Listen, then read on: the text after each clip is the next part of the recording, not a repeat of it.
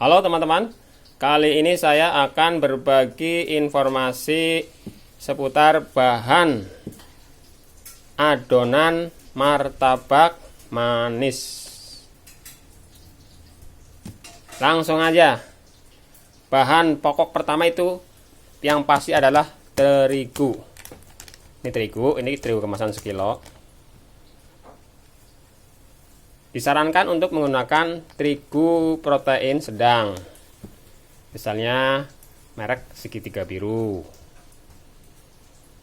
atau bisa juga terigu yang lebih murah, Kencana merah. Tapi disarankan untuk menggunakan merek segitiga biru karena udah umum digunakan untuk martabak manis, sudah umum digunakan untuk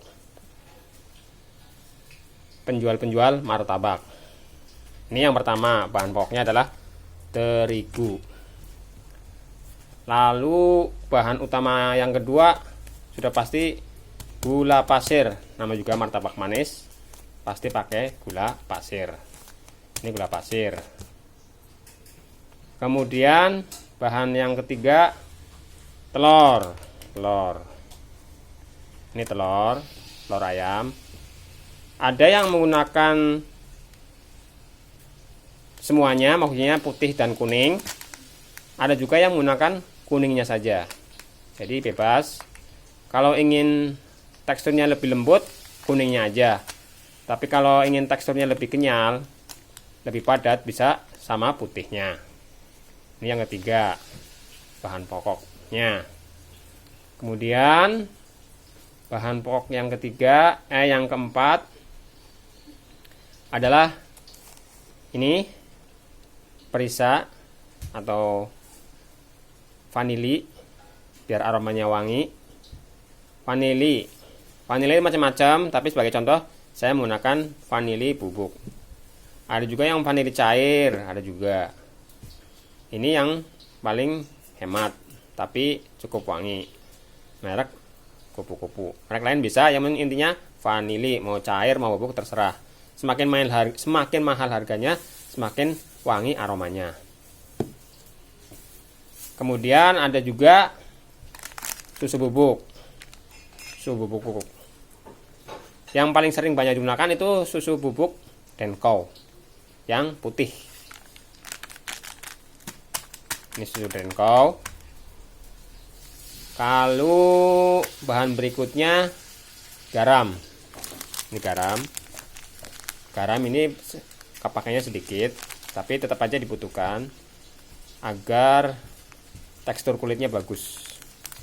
Ada yang nggak pakai garam, tapi ada juga yang pakai garam.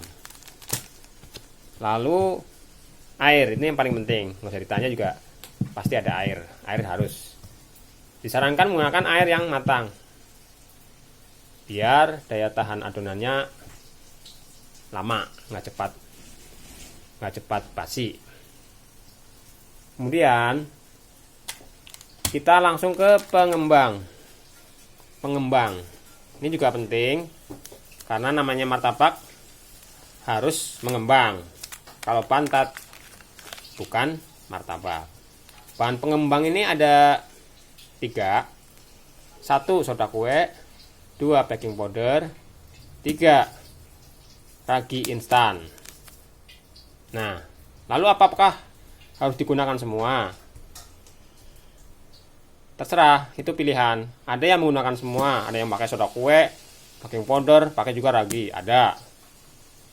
Ada juga yang pakai ini doang, soda kue doang, ada. Soda kue doang pengembangnya, murni. Banyak malah yang pakai soda kue doang, karena sudah pakai telur.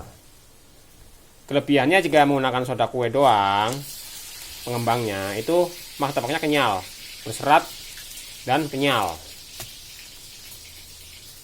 Kemudian ada juga udah pakai soda kue dicampur juga dengan baking powder.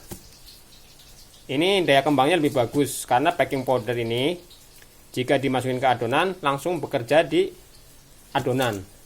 Walaupun belum cetak tapi udah mengembang di adonan maksudnya. Jadi ngembang 2 kali di adonan dan waktu dipanggang. Nih pengembangnya. Kalau nggak soda kue campur baking powder. Ada juga soda kue dicampur dengan ragi instan. Kalau menggunakan kombinasi soda kue dan ragi instan, biasanya martabaknya itu lembut, empuk, tidak alot walaupun dingin. Namun perlu takaran yang pas. Soalnya kalau kebanyakan nanti aromanya aroma tape. Jadi sedikit aja. Yang penting udah pakai soda kue. Ini hanya sebagai pendukung biar lembut. Apalagi udah pakai telur. Udah pakai telur, ini juga nggak perlu banyak-banyak.